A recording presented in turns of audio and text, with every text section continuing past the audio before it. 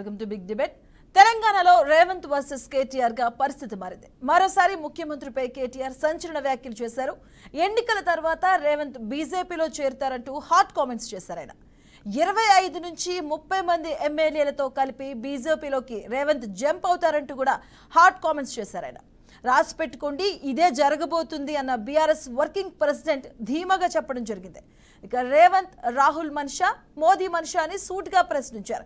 కేటీఆర్ అంతా పక్కాగా చెప్పడం వెనుక ఆంతర్యం ఏంటి? అసలు కేటీఆర్ది కేవలం ఆరోపణ, రాజకీయ ఎత్తుగడనా, లేదంటే జరగబోయేది ఇదేనా అని చెబుతున్నట్టుకుంటే దీనిపైన హాట్గా టాపిక్స్ అయితే మారుతూ ఉన్నాయి. ఎందుకంటే ఒకవైపు ముఖ్యంగా చెప్పాలంటే తెలంగాణ రాజకీయాలు పార్లమెంట్ ఎలక్షన్స్ తర్వాత అనూహ్య పరిణామాలు చూస్తుందంటూ కూడా working president BRS working president KTR వ్యాఖ్యలు చేయడింది. అలాగే దానికి సంబంధించిన రీసెంట్గా బీజేపీ నేతలు ఎంపీ లక్ష్మణ్ గూడను డబుల్ ఇంజన్ సర్కార్ రాబోతుంది అంటూ కూడాను దీనికి తావిస్తుంది అనమాట ఈ మాటలకి. సో ఇదే అంశాలపైన ఇప్పుడు మనం డిబేట్ కొనసాగబోతుంది. అలాగే మనతో పాటు డిబేట్లో పాల్పంచుకుంటున్నారు విశ్లేషకులు డాక్టర్ అందే సత్యం గారు, అలాగే కాంగ్రెస్ నుంచి మధు శ్రీనివాస్ రెడ్డి గారు, అలాగే బీజేపీ నేత నవీన్ గారు ఉన్నారు. మరి కొద్దిసేపట్లో బీఆర్ఎస్ నుంచి కూడాను అరవింద్ గారు జాయిన్ అవుతారు. గుడ్ ఈవినింగ్ అండి. అండ్ మొదటిగా మనం డిబేట్ స్టార్ట్ చేసే ముందు కేటీఆర్ గారు బయట చూద్దాం ఒకసారి. తెలంగాణలో కూడా తప్పకుండా రాజకీయంగా చాలా మార్పులు జరుగుతాయి. అందులో ముఖ్యమైన మార్పు అతి పెద్ద మార్పు ఏంటంటే నెంబర్ 1 జంపింగ్ స్టార్ ఇవ్వాలంటే ఇదే రేవంత్ రెడ్డి బీజేపీ గుర్తుపెట్టుకోవాలనే మాట నేను విజ్ఞప్తి చేస్తా ఉన్నా. వచ్చిన ఒక 30 మంది ఎమ్మెల్యేలు తీసుకొని ఎక్కడ కేసులు పెడతారో ఏం చేస్తారో అని భయంతో ఫస్ట్ జంప్ అయ్యే మనిషే రేవంత్ రెడ్డి. ఇదే పార్టీలు కాంగ్రెస్ వాళ్ళు ఏమన్నారు అసెంబ్లీ ఎలక్షన్ అప్పుడు? బీజేపీ బీఆర్ఎస్ ఒకటే, మీరు బీ టీము ఇవాళ నేను అడుగుతున్నా కాంగ్రెస్ నాయకులారా, దమ్ముంటే చెప్పండి, మీ ముఖ్యమంత్రి బీజేపీ కూడా కాంగ్రెస్ కూడా మీరు ముందు చెప్పమని చెప్పి నేను డిమాండ్ చేస్తా ఉన్నాను. రైట్, శ్రీనివాస్ గారు మీ కామెంట్స్ ఏంటి దీనిపైన? అసలు గతంలో అప్పుడు మోదీ హైదరాబాద్కి వచ్చినప్పుడు కూడా కలిసినప్పుడు కూడా పెద్దన్న అన్నప్పుడు వ్యాఖ్యానించినప్పుడు కూడా ఇలాంటి విమర్శలే రావడం జరిగింది. అండ్ ఇప్పుడు ఇంకా ఏక్నాథ్ షిండే లాంటి వాళ్ళతో పోల్ చేస్తున్నారు. మీ కామెంట్ ఏంటి అసలు? శ్రీనివాస్ రెడ్డి గారు. గుడ్ ఈవినింగ్ అండి. బీఆర్కే న్యూస్ ప్రజానికానికి, అక్కడ ఉన్న అందే సత్యం గారికి మరియు యాంకర్ గారికి అందరికి కూడా. ఇప్పుడు కేటీఆర్ గారు ఏం మాట్లాడుతున్నారో అధికారం పోయే వరకు ఆయనకి ఏమీ అర్థం కాదు. ఆయన ఏమంటాడంటే తెలంగాణ రాష్ట్రంలో పెద్ద మార్పు వచ్చింది, పెను మార్పు వచ్చింది. అవును, మార్పు వచ్చింది, కరెక్టే. బీఆర్ఎస్ పాత్ర పెట్టి ఆయన కాంగ్రెస్ పార్టీ వచ్చింది. ఆయన చెప్పింది 100% కరెక్ట్, పెద్ద మార్పు వచ్చింది. మరి ఆయన రేవంత్ రెడ్డి మోడీ మనిషా లేకపోతే బీజేపీ మనిషి అంటాడు. రేవంత్ రెడ్డి గారు కాంగ్రెస్ పార్టీ వచ్చింది. ఇలా కేటీఆర్ గారు ఏంటంటే అధికారం పోయి ప్రెస్టేషన్ నుండి అవాకులు చావకులు ఏం మాట్లాడటం తప్ప కేటీఆర్ గారు వేరే ఏం లేదు. ఉన్న అసలు ఆయన మటు ఉన్నటువంటి బీఆర్ఎస్ ఎమ్మెల్యేలు కానీ బీఆర్ఎస్ ఎంపీలు కానీ ఏ పార్టీ ఫస్ట్ తెలుసుకోమని ఆయన ఇంటి రచ్చని ఏదో తెలుసుకోమని, ఆయన ఎమ్మటున్న వాళ్ళు ఏ పార్టీ తెలుసుకోమని ఆయన మాట్లాడాలి. ఆయన ఏంటంటే ప్రెస్టేషన్ నుండి ఏం మాట్లాడుతున్నారో అర్థం కాని పరిస్థితి ఆయన ఉన్నారు. ఇవాళ మనం చూస్తున్నాం, అధికారంలో దూరమైన కాడి నుంచి అలా కేసీఆర్ గారు వెనక్కి పోయి కేటీఆర్ గారిని ముందుకు పెట్టారు. ఆయన అవాకులు చావుకులు వెళ్తున్నారు. మన గతంలో కూడా చూసాం, మనం ఈ మధ్యన కూడా ఎవరైనా మేము చేసినాం, ఫోన్ ట్యాపింగ్ చేసినాం, మీరు ఏం బిగుతురు పీక్కొండి మరి అనుచిత వ్యాఖ్యలు కూడా చేయడం జరిగింది. మరి దాంతో పోల్చుకుంటే పెద్ద నథింగ్ బట్ పెప్సీ, పెద్ద మాటలు ఏం కావు. ఆయన కాంగ్రెస్ పార్టీ వాళ్ళు ఉన్నది తట్టుకోలేక ఈర్ష్యపడి ఓరలేదన్నతో ఆయన మాట్లాడుతున్నారు తప్ప ఇక్కడ రేవంత్ రెడ్డి గారు కాంగ్రెస్ పార్టీ మనిషి. రేవంత్ రెడ్డి గారు ఈ రాష్ట్రంలో కాంగ్రెస్ పార్టీని అధికారంలో తీసుకొచ్చిండు. 64 మంది ఎమ్మెల్యేలు, సిపిఐ ఒకటి వచ్చింది, మాకు 65 ఉన్నాయి ఓవరాల్ గా. ఇవాళ తెలంగాణ రాష్ట్రంలో 17 ఎంపీ సీట్లకు దాదాపు 14 ఎంపీ సీట్లు కాంగ్రెస్ పార్టీకి రావడం ఖాయంగా కనపడుతుంది. ఇలా బీఆర్ఎస్ కి పట్టమని ఒక్కరు కూడా లేదు. ఇవాళ ఏమైనా ఉన్న సిట్టింగ్ ఎమ్మెల్యేలు వాళ్ళు పోయి 12 మంది బీజేపీ తరఫున నిల్చున్నారు, వాళ్ళకి 6 వచ్చాము కాంగ్రెస్ పార్టీ తరఫున. అంటే వాళ్ళ చిల్లం కొల్లం అయిపోయారు. అంటే కుక్కలు చింపిరి ఇస్తారులాగా ఇవాళ బీఆర్ఎస్ పరిస్థితి వచ్చింది. దాన్ని తట్టుకోలేక ప్రజల యొక్క ఆలోచనలు కానీ డైవర్ట్ చేయడం కోసం మాట్లాడే పిచ్చి మాటలే తప్ప ఎలాంటి లేవు. ఎవ్వరు కూడా కాంగ్రెస్ పార్టీ నుంచి మారడానికి అవకాశం లేదు. కాంగ్రెస్ పార్టీ 10 సంవత్సరాలు అధికారంలో లేనప్పుడే కాంగ్రెస్ పార్టీ కూడా మారలేదు. గమనించాలి. బీఆర్కే న్యూస్ ప్రజానికం చాలా స్పష్టంగా చెప్తున్నా, అధికారం లేని 10 ఏళ్లలో కూడా కాంగ్రెస్ పార్టీ మాలాంటి ఇట్లా కండ వేసుకున్నారు తప్ప ఎవరు కూడా పార్టీ వదిలిపెట్టి వెళ్ళలేదు. మరి అట్లాంటప్పుడు అధికారం ఉన్నప్పుడు కాంగ్రెస్ పార్టీలో మారతారంటే ఆయన మాటలు ఎంత హాస్యాస్పదమో, ఎంత అర్థరహితం మీరు బీఆర్కే న్యూస్ ప్రజానికం చాలా స్పష్టంగా అర్థం చేసుకోవచ్చు. ఆయన అధికారం లేకపోవడం వల్ల అవాకులు చావాకులు వెళ్తున్నారు తప్ప అసలు ఇక్కడ పార్టీ మార్పు అనేది జరగని పని. కాంగ్రెస్ పార్టీ కర్ణాటకలో ఉంది కదా, గతంలో ఎవరు పార్టీ మారలేదు. ఎవరో ఒకరు ఉత్తర భారతదేశం దక్షిణ భారతదేశానికి మీరు గమనించండి, సత్యం గారు కూడా తెలిసేవాళ్ళు, చాలా పాలిటిక్స్ లో చాలా వేరియేషన్ ఉంటాయి. దక్షిణ భారతదేశంలో ఉన్నటువంటి కర్ణాటక కానీ, తమిళనాడు కానీ, కేరళ కానీ మరి గోవా కావచ్చు, మన తెలుగు రాష్ట్రాలు 2 కావచ్చు, ఇక్కడికి ఉత్తర భారతదేశం సంబంధం లేదు. దాదాపు మన దక్షిణ భారతదేశంలో 130 ఎంపీ స్థానాలు ఉన్నాయి. ఎప్పుడు కూడా డిఫరెంట్, ఇక్కడ జడ్జిమెంట్ కూడా డిఫరెంట్, దేశ స్థాయిలో కానీ రాష్ట్ర స్థాయిలో. ఫస్ట్ నుంచి కూడా ప్రాంతీయ పార్టీలు హవా ఉంటుంది. తెలుగు రాష్ట్రాలు కావచ్చు, కేరళ కావచ్చు, ఎస్పెషల్లీ తమిళనాడు కూడా పెద్ద పెద్ద రాష్ట్రాలు కదా ఒకటి. మరి ఇలా కేటీఆర్ గారు ఏంటంటే అధికారం పోవడం వల్ల ఆయన ఆ విధంగా మాట్లాడుతున్నారు. ఎవరు కూడా పార్టీ మారడానికి అవకాశం లేదు. చాలా స్పష్టంగా చెప్తాను, అసలు పార్టీ మార్పు అనే వర్డ్ డస్ నాట్ అరైజ్. ఆయన భ్రమలు పడుతున్నారు. ఫస్ట్ ఆయన పక్కన వాళ్ళని పార్టీలు మారకుండా చూసుకోమనండి, పక్క చూపులు వార చూపులు తగ్గించుకోమనండి. ఆయన చేసింది కూడా అదే కదా. మనమంతా చాలా స్పష్టంగా ఫోన్ ట్యాపింగ్ కూడా గమనించాం. మళ్ళీ ఇక్కడ ఈసారి మళ్ళీ ఇట్టొచ్చింది, ఆయన పక్క చూపులు వార చూపులు ఆయన తగ్గించుకొని ఆయన పార్టీని కాపాడుకోమనండి. ఆయన ఎమ్మెల్యేని ఎంపీలు ఎవరు అంటే శ్రీనివాస్ గారు ఇక్కడ మీ నేత కూడా ఆ రకంగా తావిస్తున్నారు కదా అలా మాట్లాడుకోవడం. ఎందుకంటే గతంలో కూడా నువ్వు పెద్దన్నాన్ని వ్యాఖ్యానించడం, గుజరాత్ ని రోల్ మోడల్ గా అనుకోవడం, మమ్మల్ని కూడా చూడండి మీరు కూడా ఒక అవకాశం ఇచ్చినట్టే కదా మీ అధినేత కూడా ఉన్న దానికి. మనకు చాలా నిధులు రావాలి సెంట్రల్ గవర్నమెంట్ నుంచి. మీ అందరికీ తెలుసు అది. సెంట్రల్ గవర్నమెంట్ నుంచి నిధులు కానీ స్కీములు కానీ ఏవైతే ఇప్పుడు రైతు బీమా కావచ్చు, సెంట్రల్ గవర్నమెంట్ ఫండ్స్ కావచ్చు, ఇలా మన కారిడార్ కావచ్చు, ఇట్లాంటి రోడ్లన్నీ కూడా మనకు సెంట్రల్ గవర్నమెంట్ నుంచి చాలా డబ్బులు వచ్చి ఉన్నాయి. మనకు చాలా స్కీములు వచ్చి ఉన్నాయి. అవన్నీ కూడా కేసీఆర్ గారు విస్మరించండు. ఏమో కేంద్ర ప్రభుత్వం మనకేం ఫ్రీగా ఇవ్వట్లే, మనం ట్యాక్సులు కడుతున్నాం. కొన్ని మనం వసూలు చేసి వాళ్ళకి ఇస్తాం, కొన్ని వాళ్ళు వసూలు చేసి మనకి ఇస్తాం. ఇవన్నీ కూడా కేసీఆర్ గారు విస్మరించండు.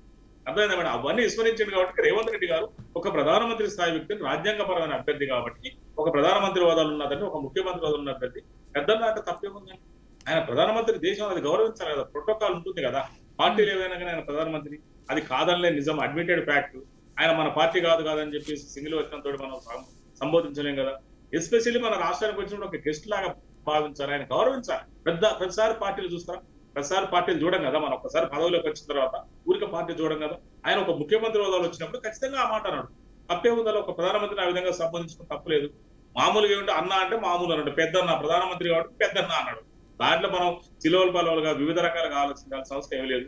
కాంగ్రెస్ పార్టీ ఏం చేసింది, ఆయన లౌక్యంగా మాట్లాడి మనకు రావాల్సిన విధులు కానీ చేయించుకున్నారు ఇవాళ. మరి మనం చూసాం, మన కారిడార్ కూడా సికింద్రాబాద్ నుంచి అక్కడ కారిడార్ కూడా వచ్చినాయి. మరి అక్కడ కంటోన్మెంట్ సంబంధించినటువంటి రోడ్డు కూడా మనకు మిలిటరీ భూములు కూడా మనకు ఉపజెప్పడం జరిగింది. మరి కొన్ని వేల కోట్ల రూపాయలు కూడా ఉపజెప్పడం జరిగింది సెంట్రల్ గవర్నమెంట్. అదేవిధంగా ఆ తర్వాత రేవంత్ రెడ్డి గారు వచ్చినాక కేసీఆర్ గారు ఎప్పుడు కూడా కేసీఆర్ గారి ప్రభుత్వం రైతు బీమాను, అసలు ఫసల్ బీమాను యాక్సెప్ట్ చేయలేదు. రేవంత్ రెడ్డి గారు వచ్చిన తర్వాత ఫసల్ బీమాను కూడా యాక్సెప్ట్ చేసి మనం ఆల్రెడీ 17 రాష్ట్రాలు ఉన్నాయి, మళ్ళీ తెలంగాణ కూడా దాన్ని అడాప్ట్ చేసుకుంటామని చెప్పడం జరిగింది. మరి ఇవన్నీ కూడా ఏంటంటే మనం వాళ్ళ నుంచి రావాల్సిన మనం విధులు కానీ రాబట్టుకునే బాధ్యతలో భాగంగా రేవంత్ రెడ్డి అన్నారు తప్ప అక్కడ ఎలాంటి ఉద్దేశాలు కానీ దురుద్దేశాలు కానీ కూడా ఆపాదించడం కేసీఆర్ డ్రామా అంతే తప్ప వేరే ఏం లేదని కూడా నేను బీఆర్కే న్యూస్ ప్రజానికి చాలా స్పష్టంగా చెప్పదలుచు. రైట్ అండి. అలాగే బీజేపీ నేత నవీన్ గారు ఉన్నారు. నవీన్ గారు, బీఆర్ఎస్ నమస్తే అండి.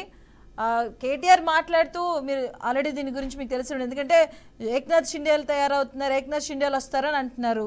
మరి మీరు ఏక్నాథ్ షిండేలు మీరు తయారు చేస్తున్నారా, మీరు లాగుతున్నారా ఏంటి అసలు మీ పైన కౌంటర్? గతంలో భారతదేశంలో 2 ఎంపీ సీట్లు ఉన్నప్పుడు మేము అదే నిబద్ధతతో ఉన్నాము. 302 సీట్లు వచ్చినప్పుడు కూడా మేము నిబద్ధతతో ఉన్నాము.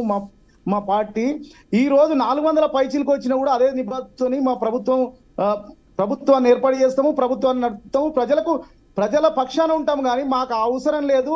కేటీఆర్ గారు ఉద్యమం చేసిన వ్యక్తి కాదు, ప్రజల కోసం పోరాడిన వ్యక్తి కాదు. మతి భ్రమించి వాళ్ళ ప్రభుత్వం పోగానే మతి భ్రమించి ఆయనకి ఏం మతిస్థిమితం లేక మాట్లాడుతుండు మేడం.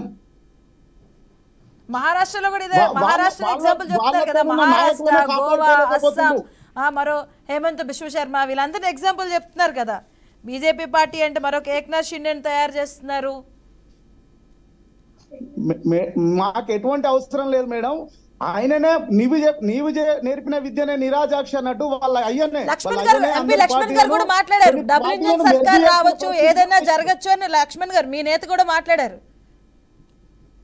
అంటే ఏ పార్టీతో జత కలుస్తున్నారు మేడం? మాకు అవసరం లేదు. ఈ కాంగ్రెస్ గానీ టిఆర్ఎస్ గానీ లోపాయికారి ఒప్పందంతో మొన్న కూడా మీ మీడియా ఛానల్ వచ్చింది, సోనియా గాంధీ దగ్గరికి వెళ్ళి పార్టీని మెర్జ్ చేస్తా, కేంద్రంలో మంచి పదవి తీసుకుంటా అని కేసీఆర్ అన్నట్టు కూడా వార్తలు వచ్చాయి మేడం. ప్రజలను తప్పుదో పట్టించి మాకు సీట్లు దగ్గర ప్రయత్నం చేస్తున్నారు తప్ప వాళ్ళు కాంగ్రెస్ టిఆర్ఎస్ లోపాయికారి ఒప్పందంతోనే ఈ పనులు చేస్తున్నారు. ఎందుకంటే అబద్ధాల హామీతోనే కాంగ్రెస్ గదనెక్కింది. టిఆర్ఎస్ మతి భ్రమించి మాట్లాడుతుంది. హరీష్ రావు ఓ మాట మాట్లాడతాడు, కేసీఆర్ ఓ మాట మాట్లాడతాడు. కేసీఆర్ అయితే పద్ధతి పాడు లేకుండా మాట్లాడతాడు. కేసీఆర్ మాట్లాడి పెద్ద మనిషి అనుకుంటే ఈయన కూడా మతి భ్రమించి మాట్లాడుతుండు. కేటీఆర్ నేను అమెరికాలో చదువుకున్నా, ఎక్కడో చదువుకున్నా చెప్పుకుంటాడు, కానీ ఆయనకు మతి భ్రమించి మతి స్థిమితం లేకుండా మాట్లాడుతుండు. మేడం, అంటే మీకు ఈ సౌత్ లో మీ పార్టీకి అంత ఆదరణ లేదు. ఆదరణ లేక ఇలాంటి రాజకీయాలు, ఎలాంటి ఎత్తుగడలకు మీరు తావిస్తున్నారు, ఎలాంటి ఎత్తుగడలు వేస్తున్నారని అంటున్నారు మరి ఆ పార్టీకి సంబంధించిన వాళ్ళు. మా పార్టీకి ఆదరణ లేక కాదు మేడం, మిగతా పార్టీలు లోపాయికార ఒప్పందంతో మా పార్టీని పడగొట్టడానికి కొన్ని దుష్ట శక్తులు, కొన్ని పార్టీలు కలిసి మా మోదీ గారిని ఆదరణ ఓర్చుకోలేక, ఎందుకంటే ప్రపంచంలో మొదటి వ్యక్తి ఇప్పుడు ప్రధానమంత్రి గారు, ఎందుకంటే ప్రపంచ దేశాలు రెడ్ కార్పెట్ కలిసి ఆయనను ఆదరిస్తున్నాయి. అది చూసి ఓర్వలేక వీళ్ళు కొన్ని పార్టీలు, కొన్ని దుష్ట శక్తులు, కొన్ని పార్టీలు ఉన్నాయి, మేము సెక్యులరిజం ఇది అది అని చెప్పుకుంటారు, దేవుని పూజించమంటారు, మళ్ళీ దేవుని గుడికి పోతారు. మొన్న రామాలయం కూడా, అయోధ్య కూడా రాని పార్టీలు ఈ రాహుల్ గాంధీ గారు మళ్ళీ వేరే గుళ్ళలోకి పోతాడు, మేము సెక్యులరిజం అంటాడు, అప్పుడే నేను హిందువుని అంటాడు. వీళ్ళు వాళ్ళకి అప్పటికప్పుడు మా పార్టీ మీద నిందలేసి మా పార్టీని మా ప్రజలను పక్కదారి పట్టించే ప్రయత్నం తప్ప అంతకు ఇంకోటి లేదండి. కేటీఆర్ కు మతి భ్రమించే మాట్లాడుతున్నట్టును. ఆయన హాస్పిటల్కి పోయి ఫస్ట్ ఆయన హెల్త్ చెకప్ చేసుకోవాలి. రైట్ అండి. అలాగే సత్యం గారు ఉన్నారు, అనలిస్ట్. సత్యం గారు, కేటీఆర్ కామెంట్స్ ని ఎలా చూడొచ్చు? దీనికి ఏంటంటే ఎంపీ ఎలక్షన్స్ తర్వాత అంత అనూహ్య పరిణామాలు ఉంటాయి, ఈ టచ్ రాజకీయాలు అంత అనూహ్య పరిణామాలు ఉంటాయి అనుకోవచ్చా? మీ విశ్లేషణ ఏంటండి? ఇది రాజకీయ ఎత్తుగడలో భాగం అండి. అసెంబ్లీ ఎలక్షన్ల సందర్భం కూడా 3 పార్టీలు మిగతా రెండింటి మధ్య సంబంధాలు ఉన్నాయని ప్రచారం చేసుకున్నారు. బీఆర్ఎస్ బీజేపీకి కాంగ్రెస్ కు అండర్స్టాండింగ్స్ ఉన్నాయని, బీజేపీ కాంగ్రెస్ బీఆర్ఎస్ కు ఉన్నాయని, తర్వాత కాంగ్రెస్ బీజేపీ బీఆర్ఎస్ కు ఉన్నాయని ఇలా ఎత్తుగడల రూపంలో మాట్లాడారు. దానికి ఏమిటంటే కారణం ఆల్టర్నేటివ్ మేమే అని చెప్పుకోవటానికి ఆ ప్రచారం చేశారు. చివరికి ప్రజలు కాంగ్రెస్ చేసింది నమ్మారు. అంటే బీఆర్ఎస్ కు బీజేపీకి సంబంధాలు ఉన్నాయి, సాఫ్ట్ రిలేషన్స్ ఉన్నాయని నమ్మారు. కాబట్టి ఆ బీఆర్ఎస్ వ్యతిరేక ఓటు బీజేపీకి పోకుండా కాంగ్రెస్కి వచ్చింది. అట్లా కాంగ్రెస్ గెలిచింది. ఇప్పుడు కేటీఆర్ మాట్లాడింది ఒక ఎత్తుగడలో భాగం. బీజేపీ కాంగ్రెస్ పొత్తుంటే పొత్తుంది అని చెప్తే పార్లమెంట్ ఎలక్షన్లో జాతీయ స్థాయిలో పోటీ పడేది బీజేపీ కాంగ్రెసే. కాబట్టి వాళ్ళిద్దరి మధ్య పొత్తుందని చెప్తే ప్రజలు నమ్మరు. కాబట్టి రేవంత్ రెడ్డి బీజేపీలో చేరతాడని చెప్పేసి ఇది ఒక కొత్త ఎత్తుగడ. అట్ట చెప్తే నంబర్ కాబట్టి ఇట్లా చెప్తే నమ్మించవచ్చు అనేటువంటి ఉద్దేశంతో కేటీఆర్ రాజకీయ ఎత్తుగడలో భాగంగా చెప్తున్నాడు. ఒకవేళ కేటీఆర్ చెప్పింది నిజం అనుకుంటే 30 మంది ఎమ్మెల్యేలతోటి పోతాడు అనుకుంటే 30 మంది ఎమ్మెల్యేలు బీజేపీ 8 మంది 38 మంది అవుతారు. ఈడ ముఖ్యమంత్రి వదిలేసి ఆడ ప్రతిపక్ష నాయకుడు ఉంటాడా? మొదటి ప్రశ్న. రెండవది, అసలు రాష్ట్రంలో వాళ్ళు నిలదొక్కుకోవటానికి, బీఆర్ఎస్ నిలదొక్కుకోవటానికి బీజేపీ కాంగ్రెస్ ఒకటే అని చెప్పకుండా ఇలా చేరతారని చెప్పేసి మేము కాంగ్రెస్కు మేమే ఆల్టర్నేటివ్ బీఆర్ఎస్ అని చెప్పేసి పార్లమెంట్ ఎలక్షన్లో ఓట్స్ ఏమన్నా కాంగ్రెస్ వ్యతిరేక ఓటు ఉంటే ఈ వాళ్ళు అనుకున్నట్టుగా బీజేపీకి పోకుండా బీఆర్ఎస్కు రావాలనేటువంటిది రెండో ఎత్తుగడ. కాబట్టి ఎత్తుగడల భాగంగా మాట్లాడుతారు తప్ప ఆయన ఆ కేటీఆర్ చెప్పేది ఇప్పుడు నమ్మశక్యంగా లేదు, నమ్మరు కూడా. న్యూమరికల్గా రేవంత్ రెడ్డికి వచ్చేటువంటి ఫేవరెటిజం లేదు, లేదా స్టేటస్ఫుల్గా వచ్చేటువంటిది లేదు. కాబట్టి ఇది ఎత్తుగడలో భాగమే. తర్వాత మరొక అంశం ఏంటంటే ఇవాళ ప్రజలు బీజేపీకి తర్వాత బీఆర్ఎస్కు వ్యతిరేకంగా వచ్చారంటే కాంగ్రెస్ సీనియర్ నాయకులందరూ ఫైట్ చేశారు.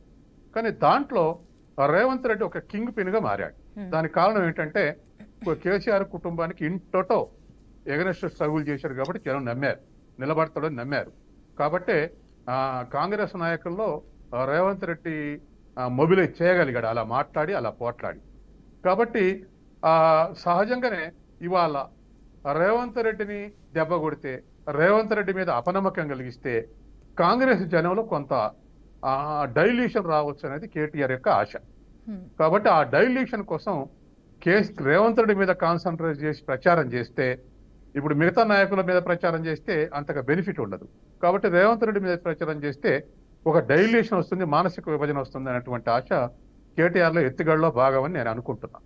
కాబట్టి ఇవాళ తర్వాత ఇంకొకటి ఏంటంటే బీఆర్ఎస్లో ఎక్స్పెక్ట్ చేసింది అధికారంలో రాకముందు కాంగ్రెస్లో అగ్రనాయకులు అందరూ తలా ఒక గ్రూప్ మెయింటైన్ చేశారు కాబట్టి అధికారంలోకి వచ్చిన తర్వాత కూడా మంత్రులు తలా ఒక ముఠాగా ఉండి నిరంతరం మీ భేదాభిప్రాయాలతో కొనసాగుతారు, నిరంతరం ఒకరికి ఎగనిస్ట్ ఒకళ్ళు స్టేట్మెంట్లు ఇచ్చి కొనసాగుతారు ఎక్స్పెక్ట్ చేశారు. కానీ అధికారంలోకి వచ్చిన తర్వాత ఒకటి అధిష్టాన వర్గం ఒత్తిడి, రెండోది వాళ్ళకు సెల్ఫ్ ఎడ్యుకేషన్ ఉంది. ఎందుకంటే 10 ఏళ్ళు అధికారానికి దూరంగా ఉంది కాబట్టి అధికారం యొక్క ఇంపార్టెన్స్ ఏమిటో తెలుసు. రెండవది నెమ్మదిగా కొత్తగా ముఖ్యమంత్రి అయ్యేటప్పుడు రేవంత్ రెడ్డి ఎగనిస్ట్ స్టేట్మెంట్ ఇచ్చినటువంటి నాయకులందరూ నెమ్మదిగా అందరికి అండర్స్టాండింగ్ వచ్చేస్తుంది కాబట్టి ఇవాళ వాళ్ళ భేదాభిప్రాయాలు ఎక్కడ ఏ ఒక్క సింగిల్ ఇష్యూస్ లో బయటికి రావట్లేదు, వచ్చే అవకాశం కూడా కనపడట్లేదు. కాబట్టి ఇవన్నీ ఫెయిల్యూర్ అయినటువంటి సమయంలో రేవంత్ రెడ్డి బీజేపీలో చేరతారనేటువంటి ఒక క్యాంపెయిన్ కేటీఆర్ అనుకున్నారు. I don't think it may not be worked out. ఎందుకంటే ఇది వర్కౌట్ అవుతుందని నేనైతే అనుకోవట్లేదు. ఏది కేటీఆర్ యొక్క ఎత్తుగడ, రేవంత్ రెడ్డి బీజేపీలో చేరతారనే ఎత్తుగడ. ఎందుకంటే ఏ రూపంలోనూ ఇది కరెక్ట్ లేదు. ఒకవేళ చేరతారు అనుకుంటే అసలు ఏ పార్టీ వాళ్ళ నమ్మకం ఉంది? ఇవాళ ఏ పార్టీ వాళ్ళ నమ్మకం ఉంది? ఈయన చాలా బీజేపీ కమిటెడ్ నాయకుడు అనుకున్న వాళ్ళు రాజీనామా చేసి చేరారు. అలాగే వీళ్ళు కూడా కౌంటర్ ఇచ్చేదానికి కోమటిరెడ్డి గారు హరీష్ రావు కూడా పక్క చూపులు చూస్తున్నారు, హరీష్ రావు కూడా నెక్స్ట్ చేరిపోతారని ఆయన కూడా మాట్లాడారు. బీఆర్ఎస్ అగ్రనాయకులందరూ ఇవాళ పోయారు, 2-3 తప్ప. కాబట్టి ఇవాళ రేవంత్ రెడ్డి ఎన్నటికీ మారడు, లేదా కేటీఆర్ ఎన్నటికీ మారడని మనం స్టేట్మెంట్ ఇవ్వలేము. ఇవాళ పొలిటికల్ ఎరీనాలో అసలు రేపు 1-2 సీట్లు వస్తే బీఆర్ఎస్ ఎమ్మటే బీజేపీకి సరెండర్ కాదనేటువంటి గ్యారంటీ కేటీఆర్ ఇవ్వగలడా? అందుకని ఇవాళ యాజ్ ఆన్ టుడే కేటీఆర్ ఎత్తుగడ వర్క్ చేస్తుందని నేను అనుకోవట్లేదు. భవిష్యత్తులో ఎవరు మారరు అనేది మనం ఇప్పుడు చెప్పలేం, అది ఏదైనా జరగవచ్చు. కాబట్టి మనం గ్యారంటీ దారులం కావు. ఇవాళ జరుగుతున్నటువంటి మార్పులు చూస్తే విస్తుపోతున్నాం. ఈయన జీవితాంతం కాంగ్రెస్ మారడనుకుంటే మారారు. అసలు కేటీఆర్ పలానా అనుకున్న వాళ్ళందరూ మారారు బీఆర్ఎస్ నుంచి. అసలు కేసీఆర్ చెవుల ముచ్చట చెప్పే వరకు మారారు నిర్ణయాల. కాబట్టి రాజకీయాల్లో వీళ్ళు మారని గ్యారెంటీ ఇవ్వలేము. కానీ యాజ్ ఆన్ టుడే కేటీఆర్ చెప్పిందనే అవకాశం లేదని నాకున్న అంచనా. శ్రీనివాస్ రెడ్డి గారు, కేటీఆర్ అంత పర్టికులర్ గా అంత గుద్ది వక్కారించడంత దీనిగా అంత ఘాటుగా వ్యాఖ్యలు చేయడానికి ఆంతర్యం ఏమనుకుంటున్నారు? అసలు ఖచ్చితంగా 25 నుంచి ఒక 30 మంది ఎమ్మెల్యేలు ఉన్నారు, నాయకులతో ఆయన మారిపోతారు అని పక్కాగా చెప్తున్నారు ఆయన. ఇప్పుడు చాలా స్పష్టంగా చెప్తాను నేను, ఒక అడ్వకేట్. మ్యాథమెటిక్స్ ఏంటంటే ఇక్కడ 39 మంది బీఆర్ఎస్ ఎమ్మెల్యేలు. ఆ 39 మందిలో కౌన్ బనేగా కాంగ్రెస్ పతి, కౌన్ బనేగా బీఆర్ఎస్ పతి కూడా ఎవరు ఎదురైన పరిస్థితి. ఇవాళ ఎంపీ ఎలక్షన్ల ముందు, ఎంపీ ఎలక్షన్ల తర్వాత కూడా బీఆర్ఎస్ మనం వర్గీకరించవచ్చు. ఇది చాలా స్పష్టంగా చెప్తాను. మళ్ళీ ఎంపీ ఎలక్షన్ల ముందు, ఎంపీ ఎలక్షన్ల తర్వాత బీఆర్ఎస్ ఈ విధంగా విశ్లేషించవచ్చు. ఎంపీ ఎలక్షన్ల తర్వాత బీఆర్ఎస్ అనేది మటుమాయం, అనుమరు. అఫ్ కోర్స్ జనం ఉండొచ్చు, కానీ ఎంపీ ఎమ్మెల్యేలు అఫీషియల్ పదవులు ఉన్నారు ఎవరైనా ఎవరు ఉండరు కూడా, వాళ్ళ మాట వినేవాళ్ళు లేరు, ఉండేవాళ్ళు లేరు. మరి 39 మంది ఎమ్మెల్యేలు బీఆర్ఎస్ కుంటే బీజేపీ కేవలం 8 మంది ఎమ్మెల్యేలు ఉన్నారు కదా. మరి కాంగ్రెస్ పార్టీ 64 మంది ఎమ్మెల్యేల నుంచి రేవంత్ రెడ్డి గారు ఎంతమంది ఎమ్మెల్యేలు తీసుకపోతే అవతల ముఖ్యమంత్రి కాగలుగుతారు, అది ఆలోచించాలి. అంటే ఆయన మాటలు ఎంత అర్ధరహితం అంటే అంత అర్ధరహితం మనకి కేటీఆర్ గారు మాట్లాడేవి. ఇలా ఏంటంటే ఒక ముఖ్యమంత్రి విమర్శిస్తే నేను కూడా ముఖ్యమంత్రిని కావచ్చు, లేదా ముఖ్యమంత్రి రేంజ్ అనుకుంటారు. ఆ రోజు కేసీఆర్ గారు, ఇప్పుడు కేటీఆర్ గారు అనుకోవాలని ఒక భూమి క్రియేట్ చేయడం కోసం ఆయన మాట్లాడుతారు తప్ప ఎక్కడ కూడా ఎలాంటి స్ట్రాటజిక్ గానీ లేదా అంకెల్లో కానీ ఎక్కడ కూడా ఇది హాస్యాస్పదంగా ఉంది తప్ప ఎక్కడ కూడా క్లారిటీ లేదు. ఇవాళ ఒక ముఖ్యమంత్రి ప్రతిపక్షాలపై కూర్చోడానికి ఇష్టపడ్డ కదా, 8 మంది బీజేపీ వాళ్ళు ఎమ్మడి చేరితే ఎట్లా ముఖ్యమంత్రి కాగలుగుతారు రేవంత్ రెడ్డి గారు? నేను ఎందుకు చెప్తున్నా అంటే బీఆర్కే న్యూస్ ప్రధానికానికి అర్థం కావడం కోసం ఈ ఎక్స్ప్లెనేషన్ కూడా ఇస్తున్నాను. ఇలా ముఖ్యమంత్రి కాంగ్రెస్ పార్టీ వాళ్ళ రేవంత్ రెడ్డి గారు 10 ఏళ్ల పోరాటం తర్వాత ఇలా బీఆర్ఎస్ చేసిన అవినీతి మీద పోరాటం చేశారు, వాళ్ళ దోపిడీ మీద పోరాటం చేశారు, వాళ్ళ కాంట్రాక్టుల 30% కమిషన్ మీద పోరాటం చేసి ఇవాళ తెలంగాణ రాష్ట్రానికి ఒక ముఖ్యమంత్రి సూపర్ పవర్ శక్తికి ఎదిగారు. మరి అట్లాంటి ముఖ్యమంత్రి వ్యక్తి ఇలా బీజేపీ పోతారని చెప్పడం, బీజేపీ 8 మంది పోతే ఎట్లా సీఎం అవుతారు? ఇవాళ 64 మంది ఎమ్మెల్యేలు దగ్గర 42 మంది ఎమ్మెల్యేలు తీసుకొని పోవాలి. అలాంటి సీఎం గారు అవతల సీఎం గా అర్థం ఏంటి ఇంకా? సో ఇది అర్థరైతం చాలా క్లియర్ గా స్ట్రాటజీ కూడా మీరు లెక్కలు కూడా మీరు బీఆర్కే న్యూస్ ప్రధానంగా గమనించాలి. నేను మీకు లెక్కలతో సహా కూడా చెప్తున్నాను. ఇవాళ వాళ్ళు 39 మంది ఉన్నారు ఎమ్మెల్యేలు. మరి ఇలా ఎంపీలు ఎలా జారుకుంటున్నారో మనం చూస్తున్నాం. ఇవాళ కప్పలు తక్కడగా తయారైంది వాళ్ళు. ఇవాళ మరి ఎమ్మెల్యేలు సర్పంచ్లు కావచ్చు, జెడ్పీసీలు కావచ్చు, ఎంపీటీసీలు కావచ్చు, వార్డు మెంబర్లు కావచ్చు, కౌన్సిలర్ కావచ్చు, ఇలా ఎవరు కూడా పార్టీ పదవులు ఉన్నారు కూడా ఇవాళ ఉండేటట్టు లేదు. ఇవాళ ఇలా మనం మొత్తం చూస్తున్నాం. ఖమ్మం ఇలా పర్ణశాల నుంచి అక్కడ ఢిల్లీ వరకు కూడా, హైదరాబాద్ వరకు కూడా మనం చూస్తున్నాం. ఇలా జాతీయ పార్టీని చెప్పుకున్నది కూడా వాళ్ళు యూటర్న్ తీసుకొని అక్కడ వాళ్ళు నుంచేటట్టు లేరుగా అసలు. మీరు 39 మంది ఉన్నారని చెప్తున్నారు కానీ అక్కడ వాళ్ళు ఉంచేటట్టు కనిపిస్తలేరు అంటే కదా నేను అసలు. నేను ఏం మీ చెప్తున్నా నాయకుడు మేడం, ఆల్రెడీ గేట్లు ఎత్తాం, మేము after- రెడీగా ఉన్నాం, గేట్లు ఎత్తి కూర్చున్నాం అని కూడా ఆయన చెప్పారు. ఇప్పుడు మేడం ఒక్కడ చూడండి, after MP elections before MP elections ఇదే రాసుకోండి మీరు బీఆర్ఎస్ జాతకం. ఆఫ్టర్ ఎంపీ తర్వాత ఎవరు ఉండరు చూడండి. ఇవాళ వాళ్ళు ఉండే పరిస్థితి లేరు ఇవాళ. ఎందుకంటే ఈ కేటీఆర్ గారు కనీసము ఇవాళ ఈయన నాయకత్వం చేస్తుంటూ ఈయన కూడా ఇట్లా మాట్లాడే వరకు వాళ్ళకు కూడా అర్థం కావట్లేదు. మైండ్ బ్లాక్ అయిపోయింది. ఎలా ఎట్లుందో పరిస్థితి గమనించండి. కేసీఆర్ గారు ఇంటి నుంచి బయటకు రారు, కేటీఆర్ గారు నోటికి చూస్తే అది మాట్లాడుతుండ్రు. ఎవరిని నమ్ముండాలి ఇవాళ చెప్పండి అలా బీఆర్ఎస్ కార్యకర్తలు? అందుకని వాళ్ళు పోతున్నారు, తప్పే ఉంది. అదే మీ ఆపరేషన్ ఆకర్ష్ అనేది సక్సెస్ఫుల్ గా కంటిన్యూ అవుతుంది. మీ ఆపరేషన్ ఆకర్ష్ అనేది సక్సెస్ఫుల్ గా కంటిన్యూ అవుతుంది. కానీ ఇది మీకు మైనస్ అవదా? అంటే వచ్చిన వాళ్ళు వచ్చినట్టుగా చేర్పించుకుంటున్నారు కదా, అది మీకు అదే అంటే బెడ్స్ కొట్టే అవకాశాలు ఏం ఉండవు అనుకుంటున్నారా? కాంగ్రెస్ పార్టీ జాతీయ పార్టీ ఒకప్పుడు చెప్పుకుంటే అంతా కాంగ్రెస్ వల్ల బయటికి పోయినది. ఇది నేషనల్ యూనివర్సిటీ, అంతర్జాతీయ యూనివర్సిటీ తప్ప ఇది ఏం కాదు. బయటికి పోతున్నారు, వస్తున్నారు. టీఆర్ఎస్ లాగా ప్రాంతీయ పార్టీ కాదు, మకరంలో పుట్టి కుప్పలో పోయే పార్టీ కాదు. ఇది జాతీయ పార్టీ. గతంలో కూడా నేను చెప్పాను, మన బీఆర్లోనే అధికారం 10 ఏళ్ళు దూరం ఉన్నదని కాంగ్రెస్ పార్టీ మనగలిగింది, ఉండగలిగింది, మళ్ళీ సీఎం కాగలిగింది. మరి కేవలం 3 నెలల అధికారం దూరం అయితే వాళ్ళు ఇలా బీఆర్ఎస్ పార్టీ చిన్న భిన్నం అయింది. కుక్కలు చింపినిస్తారో ఎటోలెట్ వెళ్ళిపోతున్నారు, మనం గమనిస్తున్నాం చాలా స్పష్టంగా. ఇలా కేటీఆర్ గారికి ఏం అర్థం కాక ఇవాళ మాట్లాడుతున్నారు. ఆయన ఎంత మాట్లాడితే కాంగ్రెస్ పార్టీ అంత మంచిది, అది కూడా చెప్తాను. ఎందుకంటే పునరులు నమ్ముకుంటే జారుకుంటారు. ఎందుకంటే వాళ్ళు ఈయన నమ్ముకుంటే కష్టం. మనం ఈయనకి ఏం మాట్లాడుతుందో అర్థం కావట్లేదు. ఈయనతోటి మనకి ఏమీ కాదు భవిష్యత్తులో. కనీసం కేసీఆర్ గారు అన్న నయం అనుకునే పరిస్థితి తీసుకొస్తుంది. నేనే సీఎం అభ్యర్థిని, భవిష్యత్తులో నేనే నాయకుడు అనుకోవాలని చెప్పేసి ఒక ముఖ్యమంత్రి విమర్శిస్తే నేను కూడా ముఖ్యమంత్రి అభ్యర్థి, ముఖ్యమంత్రి స్టాట్ అనుకుంటూనే మాట్లాడుతున్నారు తప్ప ఇవాళ ఏం కాదు. ఇలా రేవంత్ రెడ్డి గారు కాంగ్రెస్ మనిషా, రాహుల్ మనిషా, మోడీ మనిషా అంటున్నాడు ఆయన. రేవంత్ రెడ్డి గారు కాంగ్రెస్ మనిషి గారు చాలా స్పష్టంగా చెప్తున్నాను. వారెవరు కాంగ్రెస్ మనిషి. ఆయన వచ్చినప్పుడు ఎలా ఉన్నారు, ఇప్పుడు కూడా అలే ఉన్నారు. రోజుకి 18-19 గంటలు కాంగ్రెస్ పార్టీ ముఖ్యమంత్రి గారు కానీ మా నాయకులు కానీ పనిచేస్తున్నారు. ఎవరు కూడా ఈ 110 రోజులు దాదాపు 4 నెలలు ఎవరు కూడా రెస్ట్ తీసుకోకుండా పనిచేస్తున్నారు. వీళ్ళు ఏదైతే చేశారో అవన్నీ కూడా లొసుగులన్నీ కూడా భూపుతున్నారు. ఇవాళ చూసాము, ఇవాళ మనం అప్పులు ఎక్కువ కట్టాల్సి వస్తుంది. ఇవాళ ఈ 4 నెలల దగ్గర 26,000 కోట్ల రూపాయలు అప్పులు కట్టిన పరిస్థితి ఉంది. ఇవాళ మనం అంటే వచ్చిన దానికంటే అప్పులు ఎక్కువ కట్ట, వడ్డీలు కానీ లేకపోతే కిస్తీలు కానీ ఎక్కువ కట్టే పరిస్థితి తీసుకొచ్చారు. ఇవాళ చాలా స్పష్టంగా మొత్తం వైట్ పేపర్ లాగా అన్ని కూడా మరి కాంగ్రెస్ పార్టీ బయటికి పెడుతుంది. గతంలో మీరు ఎక్కడ కూడా గమనించలేదు. దయచేసి బీఆర్కే న్యూస్ ప్రజానికం కూడా గమనించండి. ఎప్పుడు కూడా ఏ ప్రభుత్వాలు కూడా గతంలో ఇట్లా బయటకి చెప్పలేదు. కానీ కాంగ్రెస్ పార్టీ ప్రతి ఒక్కదాన్ని ట్రాన్స్పరెంట్ గా ఏం జరిగిందని చెప్తుంది.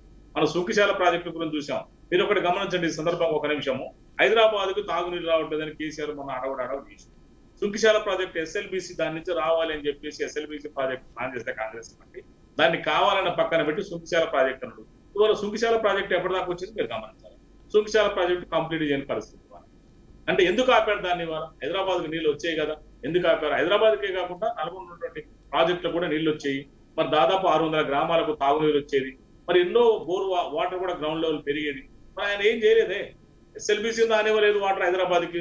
అదేవిధంగా సుభిశాలను కూడా కంప్లీట్ చేయలేదు. హైదరాబాద్ కు నీళ్లు రావట్లేదు ఒక పెడుతున్నారు ఆయన. మీరు గమనించాలి, ప్రజానీకం కూడా చాలా స్పష్టంగా చెప్తున్నారు.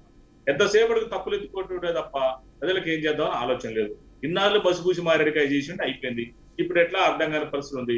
అవినీతికి కానీ భయపడుతున్నాడు, కేసుల గురించి భయపడుతున్నాడు. కోట్ల రూపాయలు దోచుకున్నారు. చాలా స్పష్టంగా చెప్తాను నేను. చాలా సౌండ్ మైండ్ తోటి మాట. ఇవాళ నాకు తెలిసి భారతదేశంలో ఇంత రాజకీయ దోపిడీ కానీ ఎంత అవినీతి కానీ ఎక్కడా జరగలేదు. నిజంగా చెప్పాలంటే ప్రాసిక్యూట్ జైల్లో ఒక్కొక్కరు 20 సార్లు గురి తీసేటువంటి పరిస్థితి. నిజంగా చెప్తున్నా, ఒక అడ్వకేట్ చెప్తున్నా ప్రాక్టీసింగ్ అటు వాళ్ళు చేసిన అటు అవినీతి పేపర్లో చూస్తుంటే టీవీ చూస్తుంటే మనకు ఎంతో భయం అవుతా ఉంటుంది. అది ఏంటి దేశం చెడిపోయింది మన తెలంగాణ రాష్ట్రం. ఒకప్పుడు ఆంధ్ర పరిపాలన నుంచి మనం బయటపడేటువంటి వాళ్ళ మనం రోడ్ నుంచి రోడ్లో బయటకాడికి వచ్చింది వాళ్ళ పరిస్థితి అనుకుంటున్నారు. కాంగ్రెస్ పార్టీ వచ్చిన తర్వాత సరి చేయాలంటే ఎంత ఇబ్బందులు పడాల్సి వస్తుందో కూడా తెలంగాణ ప్రజలకు చాలా స్పష్టంగా గమనిస్తున్నారు. ఇలా మా ఊరు వెళ్ళినప్పుడు చాలా మంది కూడా 200 రూపాయలు ఆ 200 యూనిట్లు కూడా ఫ్రీ కరెంట్ వచ్చినా కూడా చాలా సంతోషంగా అన్నారు. చాలా మంది రైతులలో కానీ మరి జనాల్లో కానీ వాళ్ళంటే వాళ్ళ కళ్ళలో ఆనందం కనపడుతుంది. ఇలా బీఆర్ఎస్ లాగా వాళ్ళు 100 రూపాయలు మనకు వస్తే 90 రూపాయలు ఆ జేబు తీసుకొని మనకు 10 రూపాయలు ఇచ్చింది. కాబట్టి వాళ్ళ కాంగ్రెస్ పార్టీ వచ్చిన దాన్ని మొత్తాన్ని కూడా ప్రజలకు పంచి పెడుతుంది. స్కీములు కానీ ఇంకా లేకపోతే ఏమన్నా ప్రజా ఉపయోగ కార్యక్రమాలు కానీ చేస్తుంది. ఇవి తట్టుకోలేక భవిష్యత్తులో బీఆర్ఎస్ కి 4 ఓట్లు కూడా రావు, ఒక ఎంపీ కూడా రాడు, కనీసం ఉన్న వాళ్ళు కూడా వెళ్ళిపోతున్నారు. మరి ఎట్లా ఆపాయని ఎట్లా తెలియక కేసీఆర్ మరి కావాలనే కేటీఆర్ డైరెక్ట్ గా రేవంత్ రెడ్డి గారిని అటాక్ చేస్తున్నారు. తప్పేది కాంగ్రెస్ పార్టీని అనడానికి అవకాశం లేదు. ఎందుకంటే కాంగ్రెస్ పార్టీ బీజేపీ కలవదు. కాంగ్రెస్ పార్టీ బీజేపీ కలుపుతుందంటే కుదరదు. కాబట్టి సీఎం గారిని ఆరోపణలు చేస్తుండ్రు. అది అర్ధరైతులైన ఆరోపణ. మీకు చాలా స్పష్టంగా లెక్కలతో సహా చెప్పాను. ఒక సీఎం యువత నుండి అవతల పోతే ప్రతిపక్షాలు కూర్చుంటారు తప్ప సీఎం కాలేదు కదా. వాళ్ళకి 8 మంది ఎమ్మెల్యేలే ఉన్నారు కదా. కాంగ్రెస్ బీజేపీతో చెత్తకపోవచ్చు కానీ ఇప్పుడు కేటీఆర్ అనే వ్యాఖ్యలకు అవకాశం ఉంది కదా. ఎగ్జాంపుల్ కూడా ఆయన చెప్పారు కదా, హిమాచల్, అస్సాము, మహారాష్ట్ర ఇలా పెద్ద లిస్ట్ చెప్పుకొచ్చారు ఆయన.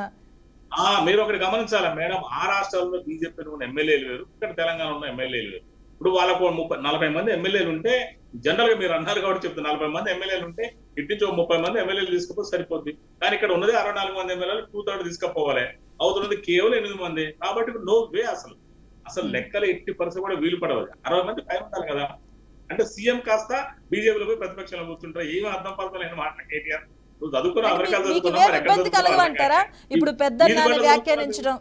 శ్రీనివాస్ గారు, ఇవే మీకు ఇబ్బంది కలగంటారా?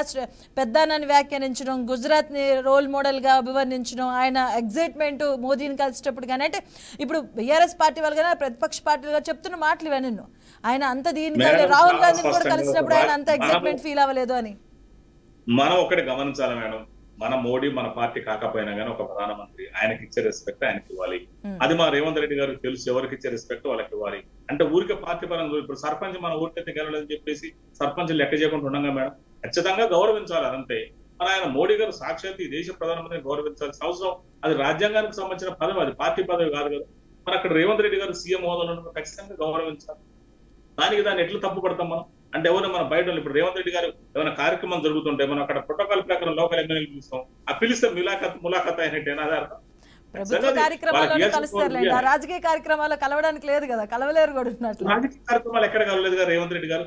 ఎప్పుడు కూడా అఫీషియల్ కార్యక్రమాలు కలిశారు. వాళ్ళ బహిరంగ సభలకు పోయి చెప్పలేదే. వాళ్ళు పెట్టుకున్నటువంటి బాహటంగా పోయి ఆ మీటింగ్లలో కానీ, సభలు కానీ, సమావేశాలు కానీ, లేదా రోడ్డు కార్నర్ మీటింగ్లో కానీ ఎక్కడెక్కడ చెప్పలేదు కదా. అఫీషియల్ మీటింగ్ లో ఒక సీఎం హోదాలో మాట్లాడారు.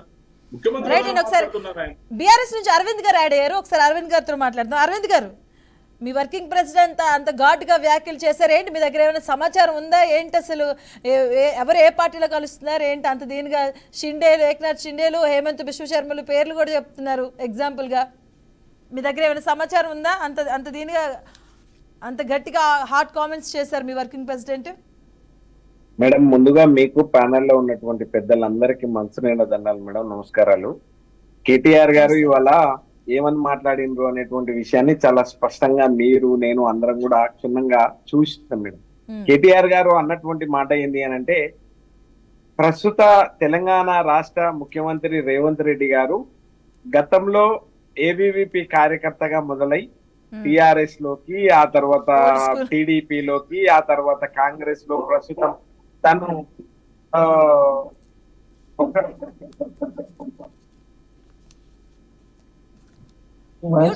ఒకసారి చూడండి. ఓకే, చెప్పండి.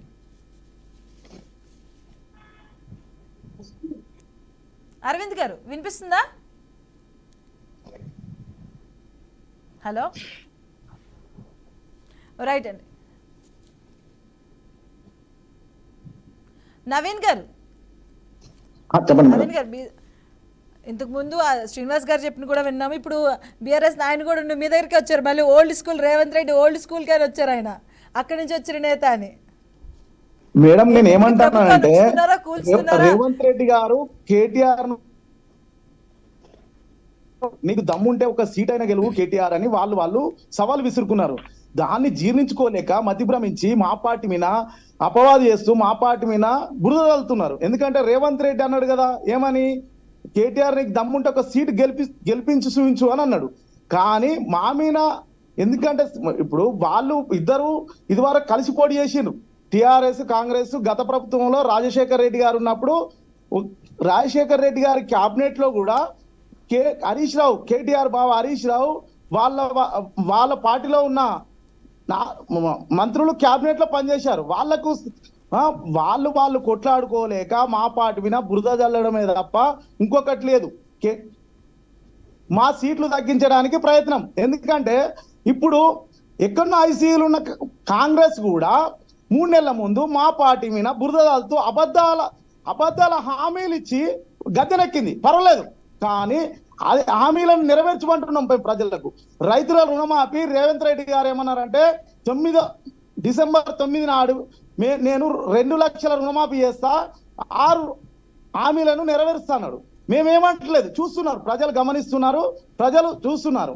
కానీ వాళ్ళు సవాళ్లు విసురుకుని మా పార్టీ మీద బురద జల్లే ప్రయత్నమే తప్ప మతి భ్రమించి మాట్లాడుతున్నారు. ప్రజలు గమనిస్తున్నారు, ప్రజలు బీజేపీ వైపే ఉన్నారు. మేము 400 పైచీలకు సీట్ల కోసమే ప్రయత్నం చేస్తున్నారు. మాకు 400 పైచీలకు వస్తాయని మేము చెప్తున్నాం.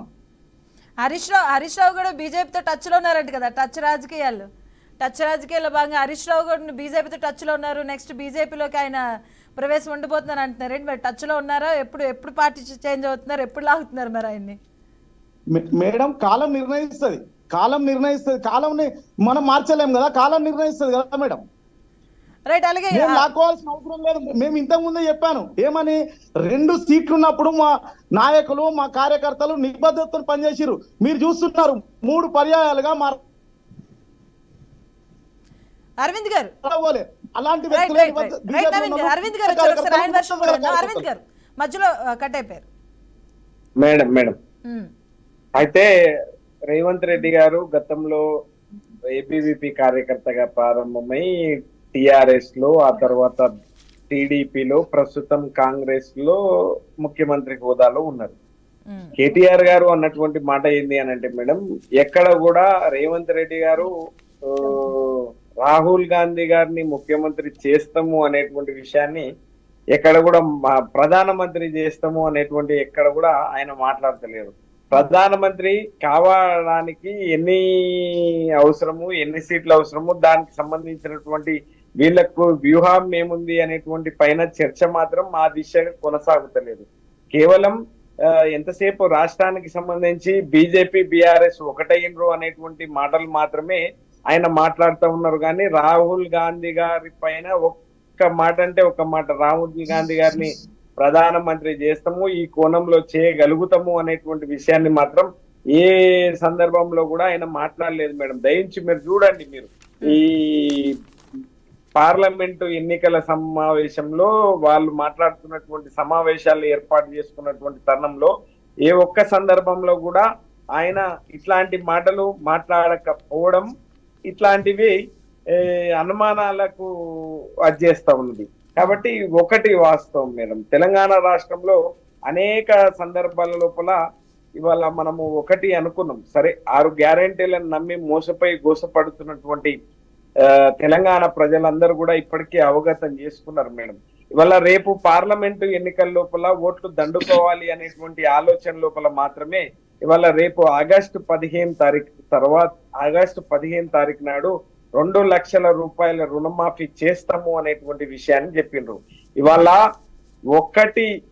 ఇవాళ తెలంగాణ రైతాంగానికి, తెలంగాణ రైతులకు, తెలంగాణ నేతన్నకు, లేదు అనుకుంటే తెలంగాణ సంబంధించినటువంటి ప్రజానికానికి క్షమాపణ చెప్పి ఇవాళ వాళ్ళు ఓట్లు అడగాలి మేడం. ఏమి అని అడగాలి అంటే 15,000 రూపాయలు రైతు బంధు ఇస్తాము అనేటువంటి మాట. అరవింద్ గారు ఇప్పుడు కేటీఆర్ మీ వర్కింగ్ ప్రెసిడెంట్ చేసిన వ్యాఖ్యలు ఏవైతే అంటే మీ పార్టీ బలహీనపడి మీ నేతలను మీరు కాపాడుకోలేనటువంటి స్టేజ్కి వచ్చేసారు, ఏదో ఒక సెన్సేషన్ క్రియేట్ చేయాలి, పక్కదారి పట్టించాలి, అందుకే ఇలాంటి కామెంట్స్ చేస్తున్నారు, అందుకే ఇలాంటి రాజకీయాలు దిగారంటే మీరేం చెప్తారు? లేదు మేడం, అట్లాంటి దౌర్భాగ్యమైనటువంటి స్థితిలో మాత్రం మేము లేము. సరే కొందరు నాయకులు పోతుండొచ్చు కాక ఎవరిని ఆపితే ఆగేటువంటి పరిస్థితిలో వాళ్ళైతే లేరు మేడం. ఇవాళ కేవలం అధికార కాంక్షతోని, అధికార కోసం మాత్రమే వచ్చినటువంటి వాళ్ళని మేము ఎక్కడ కూడా ఆపం మేడం. ఇవాళ కొందరు పోతున్నటువంటి వాళ్ళ కోసం మేము 2001 నాడు కేసీఆర్ గారు ఒకటే విషయాన్ని చెప్పి ఇవాళ తెలంగాణ రాష్ట్రాన్ని సిద్ధించే అసాధ్యం అనుకునేటువంటి కార్యక్రమాన్ని సుసాధ్యం చేసినటువంటి ఘనత చరిత్ర ఈ రాష్ట్ర తెలంగాణ తొలి ముఖ్యమంత్రి కేసీఆర్ గారికి దక్కుతుంది మేడం. 2001 నాడు ఓ నీతిగల్ల తెలంగాణ ప్రజలారా, నీతిగా నిజాయితీగా నేను తెలంగాణ రాష్ట్రాన్ని తీసుకురాకపోతే నన్ను రాళ్లతో కొట్టి చంపండి అని చెప్పి మరణ వాంగ్మూలాలని జోబులో పెట్టుకుని తెలంగాణ రాష్ట్రాన్ని తీసుకొచ్చిండు. ఇవాళ సరే మేము ఆ రోజు ఎట్లాంటి ముప్పలో పుట్టింది దాంట్లో పోతుంది అని చెప్పి మాట్లాడిండ్రు. ఆ తర్వాత జరిగినటువంటి పరిణామాలు ఏ రకంగా ఉన్నాయో మీరందరూ కూడా చూసిండ్రు. 2014లో 2 ఎంపీలు పార్లమెంట్ లో ఉన్నప్పటికీ కూడా అన్ని రాజకీయ పార్టీల మద్దతు కూడపెట్టి తెలంగాణ రాష్ట్రాన్ని సిద్ధించపరిచినటువంటి కేసీఆర్ గారు తెలంగాణ రాష్ట్రం వచ్చిన తర్వాత సకల జనుల సబ్బండ వర్గాలందరూ బీఆర్ఎస్ పార్టీ వైపు మొగ్గి చెప్పిండ్రు. 2 సార్లు అధికారాన్ని కట్టబెట్టినటువంటి ఒక గొప్ప సందర్భం కూడా ఉంది మేడం. ఇవాళ మేము వేరే దాంట్లోకి మేము ఎట్టి పరిస్థితిలో పోము. పోయేటువంటి వాళ్ళని ఆపేటువంటి దాంట్లో లేరు. ఇవాళ నిజంగా మీరు పోయినటువంటి వాళ్ళు ఎవరున్నారు అంటే వాళ్ళు కేవలం అధికారం కోసం వచ్చినటువంటి వాళ్ళే, అధికారం కోసం మారినటువంటి వాళ్ళే ఉన్నారు. కానీ 2001 నుంచి ఇవాళటి వరకు కేసీఆర్ గారి అడుగులో అడిగేసినటువంటి వాళ్ళు ఎవరు కూడా పోలేదు మేడం. అరవింద్ గారు వెళ్ళిపోతున్నారు అంటే మీరు ఆ పార్టీ అంటే మీరు వెళ్ళిపోతున్నారంటే వెళ్ళిపోలేను కదా, మీరు ఆ నాయకుల్ని పట్టించుకోకుండా వాళ్ళని ఆపే ప్రయత్నాలు చేయట్లా అంటే మీ పార్టీ బలహీన పడుతున్నట్టే కదా. వెళ్ళిపోతున్నారంటే మీరు వాళ్ళని కాపాడుకోవాలి కదా, మీ నాయకులు వాళ్ళని కాపాడుకోవాలి, మీ పార్టీని మీరు ఉంచుకోవాలి, అంటే బలహీన పడుతున్నట్టే కదా పార్టీ ఇప్పుడు. మేడం దయించి నేను అదే విషయాన్ని చెప్పదలుచుకున్నాను. నేనేమంటా ఉన్నాను అంటే మేడం, కొందరు ఎమ్మెల్యేలు కాంగ్రెస్ పార్టీలో చేరిండ్రు, ఇంకొందరు ఎంపీలు కాంగ్రెస్ లో బీజేపీ పార్టీలో కొందరు చేరిండ్రు.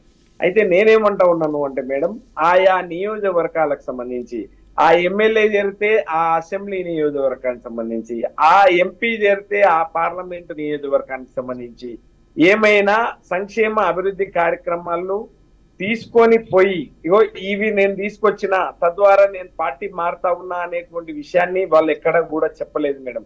కేవలం అధికారం కోసమే, వీళ్ళేం పొద్దుతిరుగుడు పువ్వులు కారు మేడం. కాబట్టి ఇవాళ కేసీఆర్ గారి నాయకత్వంలో బలమైనటువంటి కార్యకర్తల్ని, ఇవాళ కేసీఆర్ గారిలో అడుగులో అడిగేసినటువంటి వాళ్ళు, కేసీఆర్ గారితో పాటు 2001 నుంచి ఇవాళ వరకు ఉన్నటువంటి వాళ్ళందరినీ కూడా ఇవాళ వీళ్ళు పోయినటువంటి వాళ్ళు కూడా ఎవరు అంటే మేడం, ఒక రంజిత్ రెడ్డి గారు, ఒక బిబి పాటిల్ గారు, ఒక రాములు గారు, వీళ్ళు కొంతమంది పార్టీలు మారిండ్రు. కానీ నిజాయితీగా నీతిగా తెలంగాణ ఉద్యమం చేసినటువంటి వాళ్ళు ఎవ్వరు కూడా పార్టీ మారలేదు. కేసీఆర్ గారి అడుగులో ముగ్గురు సిట్టింగ్ ఎంపీలు కూడా మారిపోయారు కదా, ఇంకొంతమంది కూడా మారడానికి రెడీగా ఉన్నారు. నేను అదే విషయం చెప్తున్నా కదా, సిట్టింగ్ ఎంపీలు వాళ్ళు ఏం కాంక్షించి పార్టీ మారిండ్రు అంటున్నా. వాళ్ళు ఏం కాంక్షించి వాళ్ళ అభివృద్ధిని ఏమైనా 1 రూపాయి అంటే 1 రూపాయి వాళ్ళు ఆ నియోజకవర్గాన్ని తీసుకుపోయి పార్టీ మారుంటే ఆ నియోజకవర్గ ప్రజలు హర్షిస్తారు మేడం, స్వాగతిస్తారు. కానీ కేవలం వాళ్ళు అధికారం కోసం మాత్రమే, వాళ్ళ స్వార్థ రాజకీయాల కోసం మేం పార్టీ మారిండ్రు కానీ వేరొక కోణంలో లేరు అనేటువంటి విషయాన్ని తెలంగాణ ప్రజలు ఇప్పటికే అవగతం చేసుకున్నారు. ఏది రాయి ఏది రత్నము అనేటువంటి విషయాన్ని ఇప్పటికే తెలంగాణ ప్రజలందరూ కూడా గ్రహిస్తా ఉన్నారు. ఎట్టికైనా మట్టికైనా మనోళ్ళే ఉండాలి అనేటువంటి విషయాన్ని తెలంగాణ ప్రజలందరూ కూడా చెప్తా ఉన్నారు. తెలంగాణ ప్రజల లోపల, తెలంగాణ గ్రామాల లోపల ప్రతి కచీర్ల కాడ చర్చ జరుగుతూ ఉన్నది. ఏమైపోయింది రైతు బంధు, ఏమైపోయింది 24 గంటల కరెంటు, ఏమైపోయింది కళ్యాణ లక్ష్మి, ఏమైపోయింది షాదీ ముబారక్, ఏమైపోయింది కేసీఆర్ కిట్టు, ఏమైపోయింది సంక్షేమము అభివృద్ధి అనేటువంటి విషయాన్ని తెలంగాణ ప్రజలందరూ కూడా మాట్లాడుకుంటున్నారు. తప్పకుండా రేపు జరగబోయేటువంటి లోక్సభ ఎన్నికల లోపల గతంలో కంటే నేను ఎందుకు ఈ మాట చెప్తా ఉన్నాను అంటే మేడం, మోచేతుల బలం ఉంటే మొండి కొడవలు కూడా దిగుతుంది. కాబట్టి మాకు సంపూర్ణ విశ్వాసం ఉంది. రేపు జరగబోయేటువంటి లోక్సభ ఎన్నికల లోపల గతంలో మాకు వచ్చేటువంటి స్థానాల కంటే ఎక్కువ స్థానాలు వస్తాయి. పార్టీ మారినటువంటి ప్రతి నియోజకవర్గాల లోపల మేము బలపరిచినటువంటి కేసీఆర్ గారు ఆశీర్వదించినటువంటి బిడ్డని మేము ఆశీర్వదిస్తాము అనేటువంటి విషయాన్ని ఇప్పటికే తెలంగాణ ప్రజలందరూ కూడా చెప్తున్నటువంటి వైనం ఉంది. కాబట్టి రేపు జరగబోయేటువంటి ఎన్నికల ఫలితాల తర్వాత మీరే మాట్లాడతారు అనేటువంటి విషయాన్ని నేను ఈ సందర్భంగా తెలియజేస్తాను. శ్రీనివాస్ రెడ్డి గారు మీరేమన్నా, ఎందుకంటే మహబూబ్ నగర్ సభలో కూడా సీఎం సభలో కూడా కేసీఆర్ గారు మాట్లాడడం జరిగింది. ఎక్స్-సీఎం ఎంపీ ఎలక్షన్స్ తర్వాత 2 సీట్లు కూడా అసలు రావు పార్టీకి, జంపింగ్లు ఎక్కడి నుంచి అటు వెళ్ళడం జరుగుతుంది అని మాట్లాడారు ఆయన. ఇప్పుడు ఒకటి మేడం, మీరు 25 మంది ఎమ్మెల్యేలని 25 నుంచి 30 మంది ఎమ్మెల్యేలు తీసుకొని బీజేపీలో పోతున్నారు రేవంత్ రెడ్డి అంటే ఇది ఎంత అర్ధరహితమైన మాట బీఆర్కే న్యూస్ ప్రధానికంగా 64 మంది కాంగ్రెస్ పార్టీ ఉన్నటువంటి ఎమ్మెల్యేలలో దాదాపు 42 మంది 41 మంది తీసుకపోతున్నా వాళ్ళ ఎమ్మెల్యే మెంబర్షిప్ ఉంటుంది. అవతల ఉన్నది బీజేపీ వాళ్ళకి 8 మంది. మరి 25-30 మందిని తీసుకుపోతే అవతల 8 మంది ఉంటే 35 మంది తోటి ప్రభుత్వం ఏర్పడుతుందా? 25-30 మంది వెళ్తే ఇక్కడ మెంబర్షిప్ ఉంటుందా? ఇది కనీసము ఒక 10వ తరగతి చదువుతున్న వాళ్ళకి కూడా అర్థమయ్యే లెక్కలు ఇవి. మరి ఎట్లా మెంబర్షిప్ ఉంటుందో లేదో కానీ మరి రాజ్యాంగంలో 10 షెడ్యూల్ ఏముందో. శ్రీనివాస్ గారు, అరవింద్ గారు మాట్లాడుతూ అంటే రేవంత్ రెడ్డి ఎక్కడి నుంచి రావడం జరిగింది, ఓల్డ్ స్కూల్ అని కూడా గుర్తు చేశారు ఆయన అరవింద్ గారు. సో అక్కడి నుంచి రావడం, ఇప్పుడు బీజేపీ అక్కడ మహారాష్ట్రలో అస్సాంలో ఎలాంటి కుంపటి పెట్టిందో ఇక్కడ కూడా అలాంటి కుంపటి తెచ్చే ప్రయత్నం చేస్తుంది, ఆ నేపథ్యంలో ఇక్కడ అయ్యే ఛాన్సెస్ ఉందని అంటున్నారు. మరి మేడం ఇప్పుడు ఆ లెక్కల గురించి ఫస్ట్ ఆ లెక్కలు అనేవి ఎంత దొంగ లెక్కలో చాలా స్పష్టంగా ప్రజానికాన్ని చెప్పదలుచుకున్నారు. రాష్ట్ర అధికార ప్రతినిధిగా 25-30 మంది తోటి ప్రభుత్వాలు ఏర్పడవు. ఒక ముఖ్యమంత్రి ఉన్న వ్యక్తి అవతలపై ప్రతిపక్ష నేతగా కూర్చోరు. ఇంకొకటి ఇప్పుడు బీఆర్ఎస్ వాళ్ళు ఇప్పుడు ఒక ఆరోపణ చేశారు ఏంటంటే రేవంత్ రెడ్డి గారు బీఆర్ఎస్ నుంచి వచ్చారు, ఏబీపీ నుంచి. అంటే బాల్యంలో మరి అక్కడే కేసీఆర్ నుంచి వచ్చారు. కేసీఆర్ కాంగ్రెస్ పార్టీ కదా, మరి ఇప్పుడు ఉన్నటువంటి బీజేపీలో ఉన్నటువంటి కాంగ్రెస్ పార్టీ కదా, టీడీపీ నేతలు కాంగ్రెస్ పార్టీ కదా. ఇందాక చెప్పా కాంగ్రెస్ పార్టీ యూనివర్సిటీ ప్రొడక్ట్ లాగా తయారు చేస్తూ వాళ్ళు ఎదుగుతారు, సొంత పార్టీలు పెట్టుకుంటారు, లేదా వేరే పార్టీలకు పోతారు. అంత మాత్రానికి ఇప్పుడు కేసీఆర్ వస్తారా కాంగ్రెస్ పార్టీ? మరి చెప్పాలి బీఆర్ఎస్ వాళ్ళు దీనికి సమాధానం. ఆ మాటకు వస్తే బీఆర్ఎస్ ఏబీవీ అంటే ఒక విద్యార్థి సంఘం, అది కాదు. ఇక్కడ ఏకంగా కాంగ్రెస్ పార్టీలో ఎమ్మెల్యేలు అయినటువంటి వ్యక్తులు, మరి చంద్రబాబు నాయుడు గారు కాంగ్రెస్ పార్టీలో అయ్యారు, ఆయన ఏకంగా బీజేపీ పార్టీ పెట్టుకున్నారు, టీడీపీ పార్టీ. బీఆర్ఎస్ అనేది ఒక ఉప ప్రాంతీయ పార్టీ. ఈ ఉప ప్రాంతీయ పార్టీ కనుమరుగవుతుంది. ఆ కనుమరుగు కాపాడుకోవాల్సిన బాధ్యతలు పెట్టి కేటీఆర్ గారు కేసీఆర్ గారు కానీ ఎంతసేపటికి వాళ్ళు అడిపోతున్నారు చేస్తున్నారు తప్ప వీళ్ళు ఎమ్మటోళ్ళు ఎడిపోతున్నారు గమనించుకోలేని పరిస్థితున్నారు వీళ్ళు ఇవాళ. అప్పుడంటే ఏంటంటే ఫోన్ ట్యాపింగ్ చేశారు కానీ గమనించారండి. ఇప్పుడు ఫోన్ ట్యాపింగ్ లేదు, ఏం అర్థం కాదు. వాళ్ళ ఎమ్మటోళ్ళు కూడా కాపాడుకోవట్లేదు. మరి ఒక మాట సమాధానం చెప్పాలి కేసీ గారు వైపు, మరి అది చెప్పాలి క్లియర్ గా. హరీష్ రావు గారు ఎప్పుడు కూడా డబుల్ గేమ్ ఆడుతున్నారు. ఆయన డబుల్ స్ట్రాటజీ ఉన్నారు. ఆ రోజు కూడా కాంగ్రెస్ పార్టీ రేవంత్ రెడ్డి గారు రాజశేఖర రెడ్డి గారు ఉన్నప్పుడు రాజశేఖర రెడ్డి గారు కోరుకున్నారు. రేపు ఆఫ్టర్ ఎలక్షన్స్ అయిపోయిన తర్వాత ఆయన ఖచ్చితంగా బీజేపీ దగ్గర కట్టడానికి అవకాశం ఉంది. చాలా స్పష్టంగా చెప్తుంది. ఇది రాసి పెట్టుకోండి, హరీష్ రావు గారు బీజేపీ దగ్గర కట్టడానికి అవకాశం ఉంది, ఇది రాసి పెట్టుకోండి. బీఆర్ కమ్యూనిస్ట్ ప్రధానికం అలా ఉన్నటువంటి బీఆర్ఎస్ ఎంపీలు కానీ ఎమ్మెల్యేలు కానీ జనాన్ని కాపాడుకోవడం అదుపుపెట్టి 25 మంది ఎమ్మెల్యేలు తీసుకొని పోతారు, 35 మంది ఎమ్మెల్యేలు తీసుకొని పోతారు. ఆయన ఒక ఆయన మరి ఆయన ఏబీపీ నుంచి వచ్చిందని చెప్తే అసలు శ్రీనివాస్ గారు కేసీఆర్ మాట్లాడుతూ కాంగ్రెస్ కు 2 సీట్లకు మించి రావు, రేవంత్ మాటల్లో భయం కనిపిస్తుంది, ఇంటెలిజెన్స్ రిపోర్ట్ కూడా ఉంది ఆయన దగ్గర, సో ఈ సంవత్సరం కూడా అసలు పార్టీ నిలబడే ఈ సర్కార్ నిలబడే అవకాశం కూడా లేదు అని ఆయన మాట్లాడడం జరిగింది. సర్కార్ ఉండేలా కనిపించట్లేదు. 12 నుంచి 14 సీట్లు ఈ తెలంగాణ రాష్ట్రంలో వస్తాయి, రాసి పెట్టుకోండి. ఒక్క సీటు కూడా బీఆర్ఎస్ వాళ్ళకి రాదు, చాలా స్పష్టంగా చెప్తున్నాయి. వాళ్ళకి ఒక్క సీటు కూడా రాదు. ఇవాళ కేసీఆర్ గారు కానీ కేటీఆర్ గారు కానీ వాళ్ళు ఎట్లా ఎమ్మెల్యేలు ఎట్లా నిలబెట్టుకోవాలి, ఎట్లా కాపాడుకోవాలి, ఎంపీ సీట్ ఎట్లా నిలబెట్టుకోవాలి, ఎంపీ ఎలా గెలవాలి అనే కాన్సన్ట్రేషన్ వదిలిపెట్టారు. దానికి వాళ్ళకి అర్థమైపోయింది 80% కూడా మనం ఏ ప్రయత్నం చేసినా కూడా మనకు రారు, మనం ఒక ఎంపీ సీట్ కూడా గెలవలేము. కాబట్టి అవతల మీద గుడ్డ కాల్సి ఎందాం. ఎందుకంటే యువతలు కాలేదు కదా, యువతలు కానప్పుడు అవతల ఇది ఒక పొలిటికల్ స్టాండ్. అంటే యువతలు కానప్పుడు అవతలవైపు నుంచి ప్రయత్నించడం.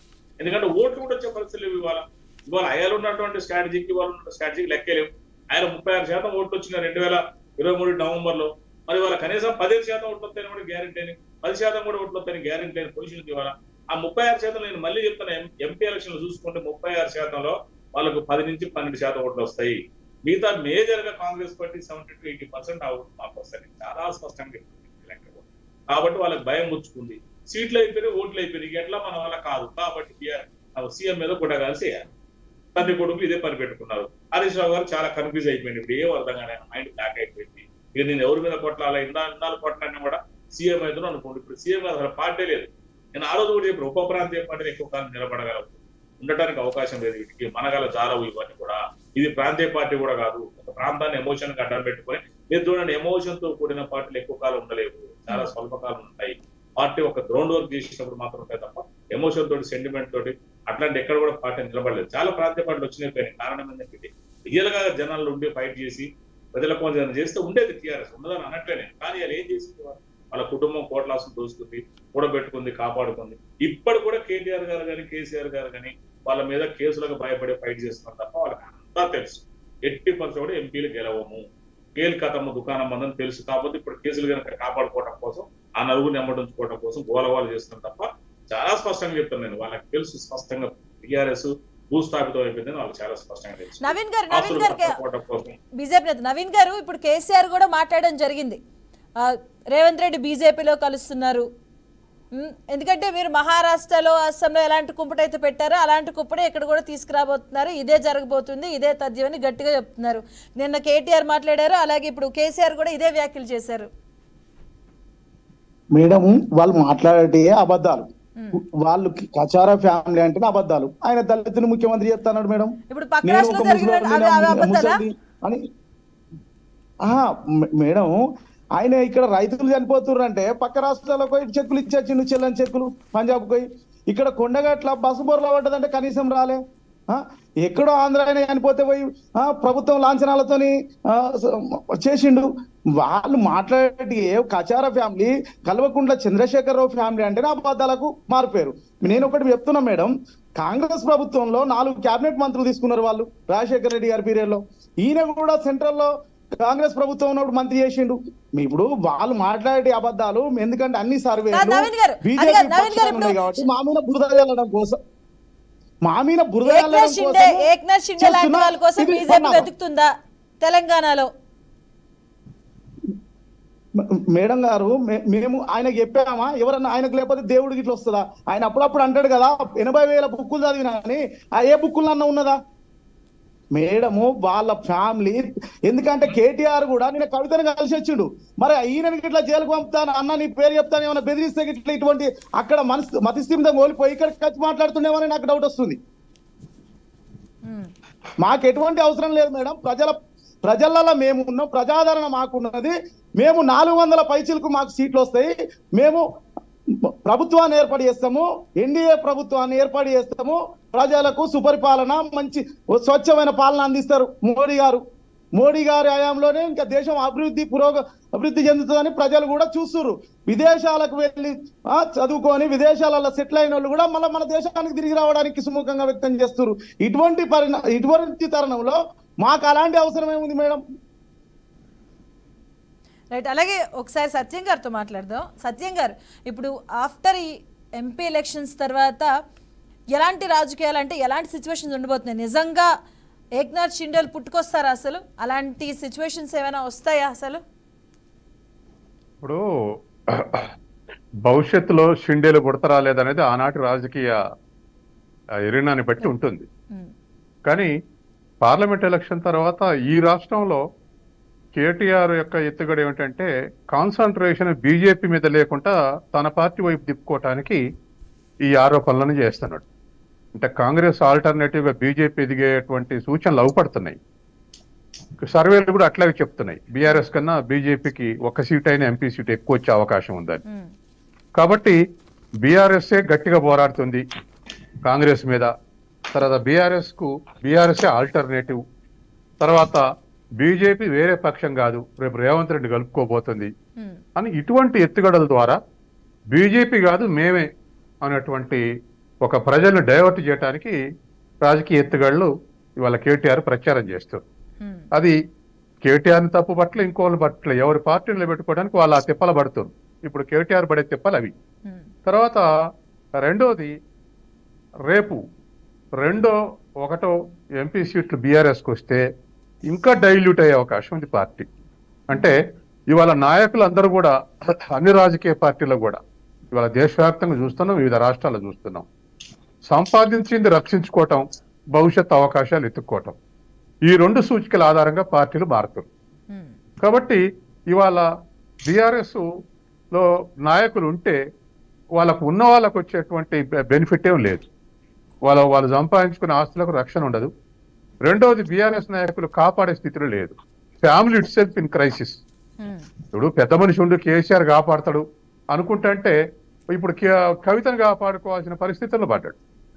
మోరల్ ఎంత డిఫెన్స్ లో పడ్డాడంటే కవితను అరెస్ట్ చేస్తే ఖండించే స్థితిలో కేసీఆర్ లేడు. మోరల్ డిఫెన్స్ అది ఒక ఇండికేషన్. ఎప్పుడో కొంతకాలం తర్వాత, కొన్ని రోజుల తర్వాత కేజ్రీవాల్ అరెస్ట్ అయితే కేజ్రీవాల్ అరెస్ట్ ఖండిస్తూ కవిత పేరు తీసుకొచ్చాడు తప్ప కవితను అరెస్ట్ చేసిన దగ్గర నుంచి కేజీఆర్ మధ్య చాలా టైం ఉంది. కానీ ఆ అరెస్ట్ని ఖండించలే. కేజ్రీవాల్ని అరెస్ట్ చేసినాక అప్పుడు కేజ్రీవాల్ అరెస్ట్ని ఖండించే పేరిట కవితను కూడా ఖండించాడు. అంటే ఎంత డిఫెన్స్లో ఉండరో చూడండి. కాబట్టి కేసీఆర్ ఇవాళ బీఆర్ఎస్ నాయకుల్ని ప్రొటెక్ట్ చేసే పరిస్థితులు కాకుండా ఇప్పుడు ఫోన్ ట్యాపింగ్ నుంచి, తర్వాత కవిత నుంచి రేపు ఇంకా మజా వచ్చే అవకాశం ఉంది పార్లమెంట్ ఎలక్షన్ తర్వాత. ధరల్లో చాలా ఉన్నాయి. ఎందుకంటే ధరలు మనకు అవుపడేయని పట్టా భూములే, గవర్నమెంట్ భూములు, పోరంబోకుల భూములు, చెరువు సికండ్లు ఇవన్నీ పట్టాలు చేయించుకోరు.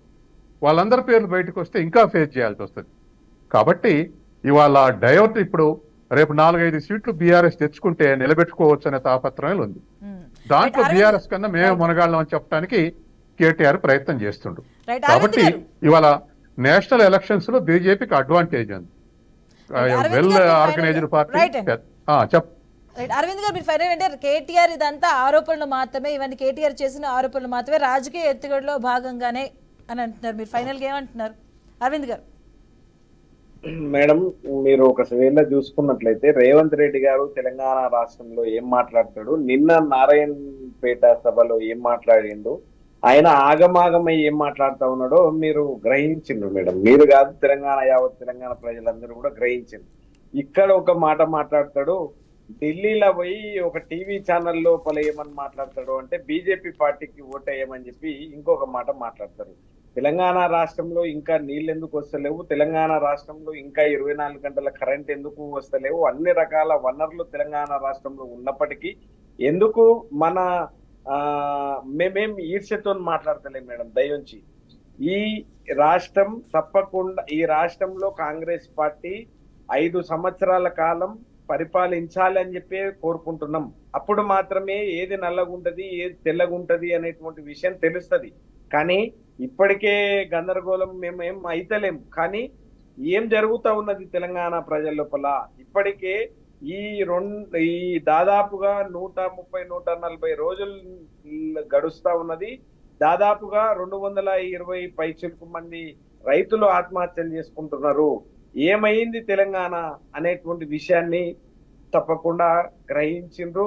రేపు ఓట్ల కూలేసినప్పుడు ప్రజాస్వామ్యంలో అంతిమంగా జనమే న్యాయ నిర్ణేతలం కాబట్టి వాళ్ళు ఎటువైపు ఉంటారు అనేటువంటి విషయం తప్పకుండా వాళ్ళు ఇప్పటికే నిర్ణయించుకుంటారు మేడం.